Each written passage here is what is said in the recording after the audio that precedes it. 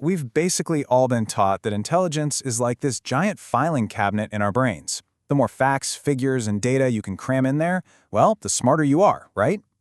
But what if that entire premise is just completely flawed? In a world that's evolving at a totally breakneck pace, clinging to outdated information isn't a strength, it's actually a massive liability. The true mark of intelligence today isn't about retaining information, but your capacity to just discard obsolete knowledge.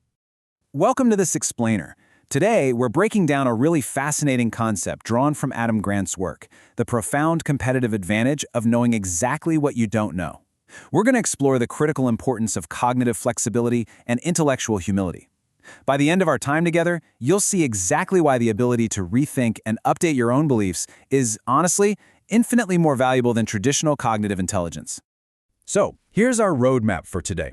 We'll be looking at the illusion of intelligence, the scientist's mind, the negotiation dance, learning cultures, and finally, the advantage of not knowing. Let's dive right in. Section 1. The illusion of intelligence. The core problem we all face here is that the world around us changes incredibly fast. Yet, as human beings, we stubbornly cling to our outdated beliefs, basically treating them like cherished possessions. Moving right along to Section 2, the scientist's mind. Now let's zoom in on the individual level for a second and look at the internal habits of your own mind whenever you encounter friction. Whenever you encounter a differing opinion or get into a debate, you probably fall into one of three automated, kind of knee-jerk psychological modes. The first one, the preacher. Think of that friend or relative who treats literally every Thanksgiving argument like a sermon. When you're in preacher mode, your sole focus is protecting your sacred ideals. You aren't listening to learn, your entire cognitive effort is dedicated to defending your absolute truth and trying to convert the opposition to your specific viewpoint. Then there's the prosecutor. And they don't want to convert you, they want to defeat you. If you slip into this persona, your main goal is to aggressively attack your opponent's logic, zeroing in on every tiny flaw just to win the argument. The prosecutor basically treats a casual conversation like a ruthless cross-examination, where the only acceptable outcome is a guilty verdict for the other person's ideas. Or maybe you slip into the politician. This is the person who's constantly reading the room, abandoning their authentic stance, and shifting their opinions just to appease their tribe. Their primary drive isn't truth or even victory, it's popularity.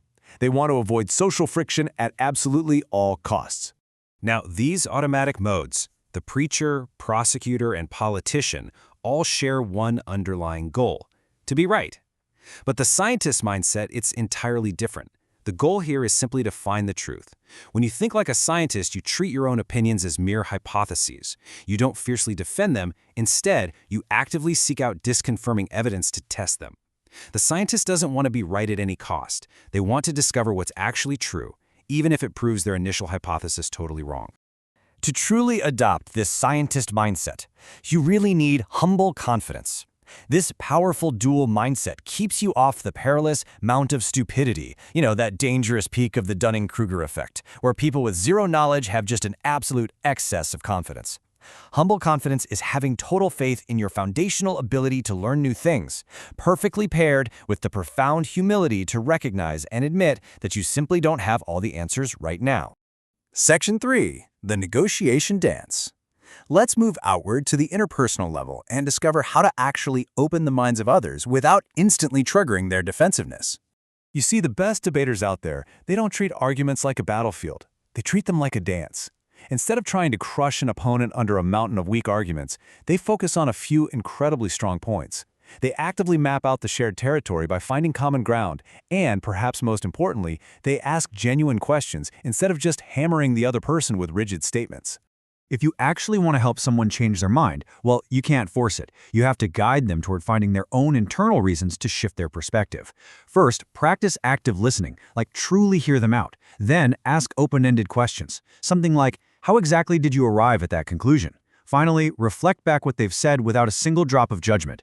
You basically act as a clear mirror, allowing them to safely examine their own thought process.